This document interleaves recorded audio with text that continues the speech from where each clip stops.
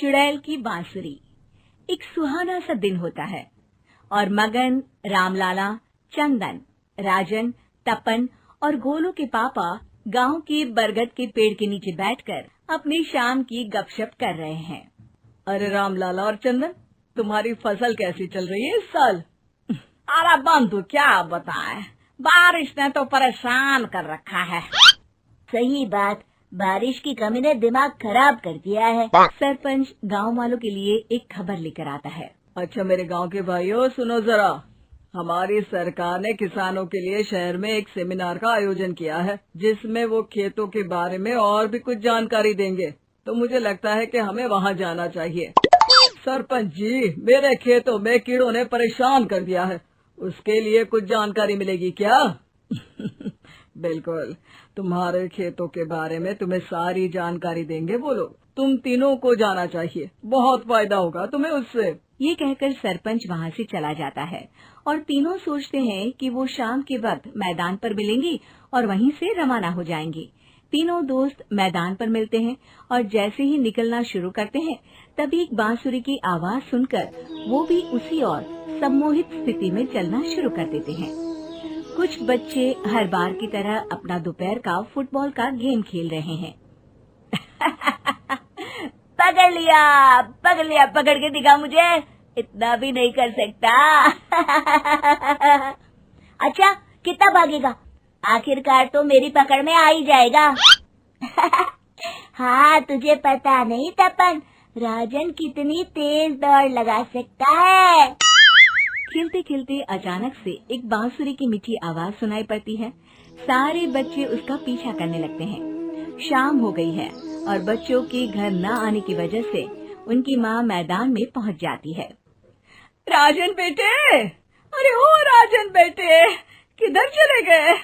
इतनी देर हो गई, घर वापस क्यों नहीं आए बेटे? तपन बेटा, चलो घर, शाम हो गई है, कितना खेलोगे? और गोलू, ओ गोलू! तीनों की माँ एक दूसरे को देखने लगती है और उन्हें एहसास होता है कि उन तीनों के बेटे घर आए ही नहीं। अरे राजन और गोलू की मम्मी, आप इधर? राजन और गोलू घर नहीं आए क्या अभी तक? नहीं तो दोपहर में राजन मुझे बताकर गया था कि वो तपन और गोलू के साथ खेलने जा रहा है। मैंने सुना है कि गांव में एक चुड़ैल घूम रही है, कहीं वही तो नहीं ले गई ना हमारे बच्चों को? ऐसा कुछ नहीं हुआ होगा, हम तीनों अलग अलग जगह ढूंढते हैं, इधर ही खेल रहे होंगे तीनों बच्चे। ये कहकर तीनों बच्चों की माएं उन्हें ढूंढने निकल गई। बहुत देर हो गई और फिर भी तीनों बच्चे मिले नहीं। तीनों की माएं मैदान पर फिर से मिलती हैं। सुनिए जी, ये तीनों मिल ही नहीं रहे हैं और मेरे दिमाग में बहुत बुरे बुरे ख्याल आ रहे हैं। आप चिंता मत कीजिए, हम सरपंच से जाकर बात करते हैं, वो हमारी मदद करेंगे। गोलू की माँ सही कह रही हो, चलो चलते हैं। एक उम्मीद की आशा लेकर तीनों अपने बेटों की फिक्र में सरपंच के घर जा पहुंचती है। सरपंच अपनी शाम की चाय पी रहे हैं और अखबार पढ़ रहे हैं। तभी तीनों की माँ हड़बड़ी में भागकर उनके पास आती है। अरे अरे, आप तीनों इतनी डरी हुई क्यों हो? क्या हुआ? ऐसी क्या बात हो गई? तिवारी जी, हमारे लड़के दोपहर से खेलने गए हैं और अब तक लौटे नहीं हैं। हमने उन्हें सब जगह ढूंढा, लेकिन हमें वो मिले ही नहीं, इसीलिए हम भागकर आपके पास आ गए। अच्छा, इनके पिता कहाँ है? ये कुछ काम के लिए शहर गए हैं, इसीलिए हम भागकर आपके पास आए हैं। हाँ, मैं उसके बारे में भूल ही गया था। एक काम कीजिए, मुझे उस जगह लेकर चलिए जिधर वो आखिरी बार खेल रहे थे। सरपंच घर से एक डंडा लेकर तीनों के साथ मैदान की ओर निकल पड़ते हैं। तीनों मैदान पर पहुंच जाते हैं और उन्हें ढूंढने के लिए कुछ सुराग खोजना शुरू करते हैं। आपको कोई ऐसी जगह पता है जहां ये तीनों साथ में मिलते हैं? नहीं जी, ऐसी तो कोई जगह नहीं पता। अचानक से वही बांसुरी की आवाज आना शुरू हो जाता है और सरपंच सम्मोहित होकर उस आवाज की तरफ जाना शुरू कर देते हैं। अरे तिवारी जी, आप ठीक तो हैं? कहाँ जा रहे हैं? अरे ओ तिवारी जी, वो हमें सुन नहीं पा रहे हैं क्या? सरपंच बांसुरी की धुन में झुककर उसी दिशा में आगे बढ़ रहे थे। ये आवाज कैसी? ऐसा लग रहा है कि कोई बांसुरी बजा रहा हो। हाँ, सरपंच जी भी उसी दिशा में जा रहे हैं। सरपंच का पीछा कर तीनों मैदान के टूटे हुए बंगले पर पहुंच गए और सरपंच के पीछे दरवाजे के अंदर घुस गए।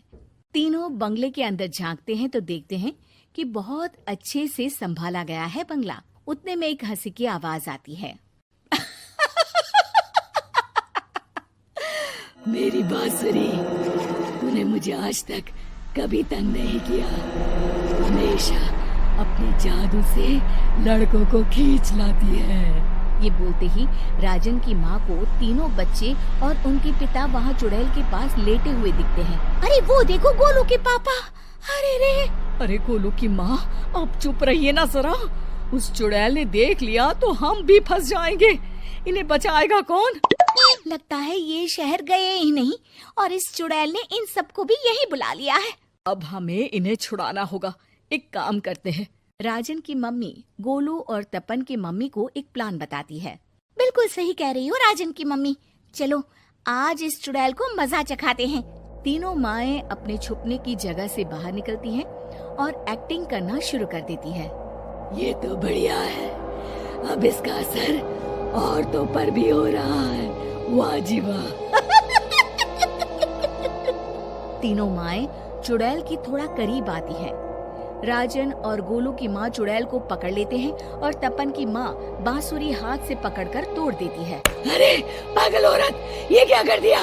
मेरी बांसुरी को तोड़ दिया। अब मेरी शक्तियाँ खत्म हो जाएगी। तुम्हें तो। अरे तुझे क्या लगा चुड़ैल कहीं की हमारे बच्चों को और पतियों को हाथ लगाएगी तू?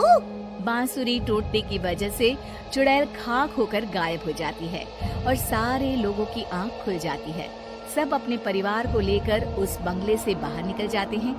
कहते हैं ना, नारी